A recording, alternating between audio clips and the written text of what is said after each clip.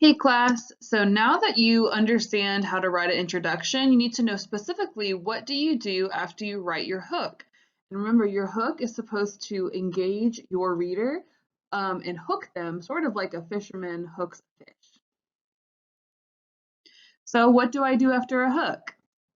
Once you pick your type of hook, your reader needs to know the setting, the characters, the problem or the issue in the story. So I've highlighted the setting, the characters, and the problems and issues. And notice this is just in the introduction. So the reader gets a really good feel for what the story is going to be about, and they can tell exactly what's going on. So let's go ahead and read that together. While we crouched in the darkness, Ethan let out the loudest fart I've ever heard, almost blowing our cover and our hiding spot behind the large oak tree in the backyard. We were playing hide and seek with our neighbors on the street, and our laughing was sure to get us caught. As the putrid smell assaulted my nostrils, we both tried hard not to laugh.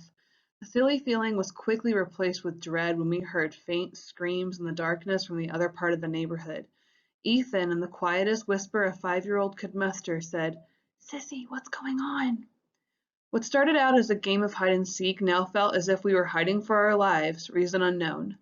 The hairs on my arm stood up when I saw a pair of glowing red eyes watching us from a bush across the yard.